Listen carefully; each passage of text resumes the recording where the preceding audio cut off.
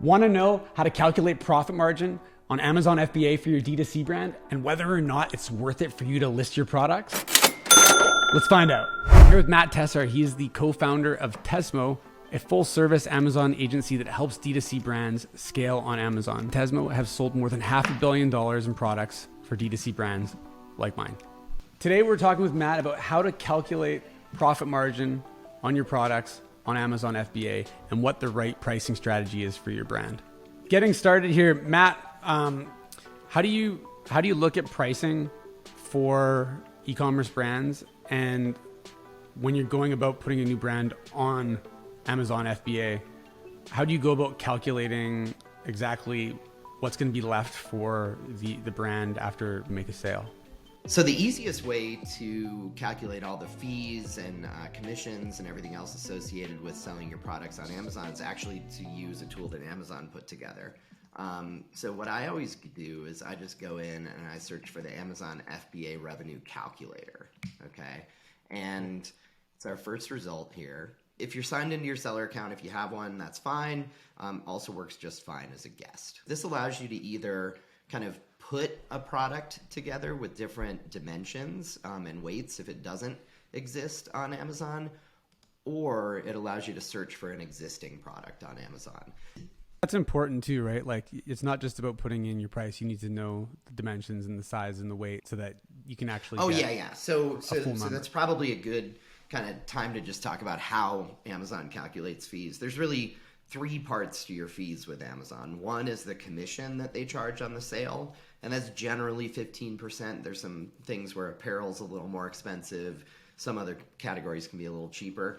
The other are the pick and pack fees to pull the item and ship it to the end customer. And then the last fee is the storage. So really, there's a price component on the commission. There's a dimensional component and a weight component around kind of the pick and pack fee, and then the dimensions itself are what goes into the shipping of the item, or the storage of the item rather, sorry. So what I'm going to do is go in here and search for a product. So let's just go in, let's just pick a product from Athletic Greens. That's a good place to start. Here's their all-in-one product here, so we can select that. And immediately right off the bat, you're going to get the information for what Amazon has for the product. So you can see this product is a little less than a pound, and it's fairly small. It's 2 by 7 by 8 inches, so it's a normal pouch there. And the current price on Amazon, this is an expensive supplement, so it's $144.99. Very high volume. How does that compare to their? I think their regular product, price, like their greens, their regular greens, I think is around $100 last time I checked, but it's been a little while, and with supply chain, who knows? So now what we're going to do is we're going to look at the calculator here, and what you start with is putting the price in. So in this case, you can see that Amazon's at $144.99, and they break it out into the Amazon fees, the fulfillment cost, and the storage cost. Okay, so if we expand this here, you can see that there's a $21.75 referral fee, and that's going to be your 15% commission on the $144.99. So that's a significant component of your product. In a more expensive product like this, it's going to be the predominant driver, because you can see your fulfillment cost is only $5. But if this were, say, like a $39.99 supplement here, we would have, you can see how much the fulfillment cost is as a portion of that. So let's just go back here. So our fulfillment cost is $5.06. The storage cost, it estimates, since this is small, you're not going to have much monthly storage cost. And you'll see here they do charge a different storage cost. You see it goes from a nickel per month in January, September to 14 cents. And that's largely to handle the increased demand for the holidays. If you're trying to budget and do your calculations and maybe you have tight margins, how do you account for the differences in prices between different months? Does it kind of always go up? Like, is it just you get what you get? And that's what I tell my children. In terms of the fees, I mean, what you can really do is just calculate. If you're looking at this on an annualized basis and you don't have a massive seasonal bump during the holidays, you can basically just take, and proportion the January-September fee and the October-December fee. But what I tend to do, just because things change on Amazon and it never gets cheaper, is I'll tend to choose the October to December just so that I have a little pad in there, so that I'm not surprised during January and September when it goes back down. So in this case, what's nice about this is you can fill in your cost of goods sold. So neither of us knows how much the Athletic Greens products cost. Let's just say that they're looking at a $40 cost of goods sold on this item. That's a complete guess. I have no idea. That could be way low. It could be way high. But what's nice about it is you can go in here and you can calculate that out. So you can see, that your estimated cost per unit is really here is going to be a function of your cost of goods sold plus your storage, plus your fulfillment, plus your Amazon fees. So you're looking at $67 there. So this item is likely, quite profitable on a per unit basis, and that is largely driven from the fact that it's an expensive, relatively small, relatively light product. So in this case, you're looking at a 53% net margin on that item. Gotcha. And what's interesting is if you look at, I went and looked at their actual site, and their D2C price for that same product is $99 instead of the $144 price that they have there. I'm curious if you put put the actual $99 price in there. I wonder what. Yeah. So then you're down. I mean, assuming the $40 COGS here, you're down to 39% margin on that with $38.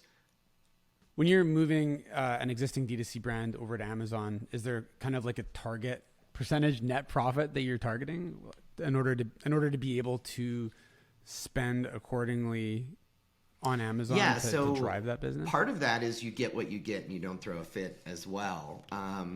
And here's the reason why. So it's actually pretty rare that you'll find a case where there's an item that's more expensive on Amazon than it is on your direct-to-consumer site. Amazon is actively scraping, Google Shopping, other websites, brands' websites, et cetera, and matching the products on Amazon to the products on those sites. And so if you're selling your product for $99.99 on your D2C site, you will, Amazon policies state that they have to be equal to or lower than the other prices for that product on the internet. So in that case, what you'd be looking at is you can't reliably charge more for a product on Amazon than you can off Amazon. So in that case, what you'd need to look at are, what are your actual COGS, what are your actual referral fees, everything else, and see what's left for that item. So generally speaking, the strategy for a strong branded direct-to-consumer brand is going to be to largely spend on branded advertising on Amazon and to spend a low percentage of the profit margin, or the total sales rather, on Amazon. So generally speaking, Amazon's going to be a pretty profitable channel for a D2C brand if they just have their D2C and their Amazon and they price at parity, because largely their ad costs are going to live off platform at that case. Cool. What is like the minimum net profit percentage that you'd even consider? Like there's going to be, I'm just thinking out loud here, but there's probably brands that don't have massive gross profit margins or have large COGS, and that have tight margins to start out with selling D2C. Like what's kind of like the minimum that you'd even consider participating on Amazon? Yeah, that's really going to depend on what the brand and their volume and what their goals for the channel are. So that one's kind of like a poker question where the answer is it's almost it depends. So that one's a tricky question to answer because that's really more brand specific. But the way that I would think about it is if you have a high volume item and you're generating incremental sales that you wouldn't be getting because they wouldn't be making a purchase necessarily on your D2C site, and it's profitable, that's positive contribution margin at that point. So, you could potentially go fairly low. Now, ideally, your brand is such that you don't have, a disproportionately high COGS structure. But it really comes down to the interplay between the kind of price of the item and the price of the shipping, because that's where you get squeezed, is where you have a high COGS, low price item, because then Amazon ends up taking a disproportionate amount of the fees. So again, if we go back to like a $39.99 example here, now all of a sudden, Amazon's taking $12 out of every order here.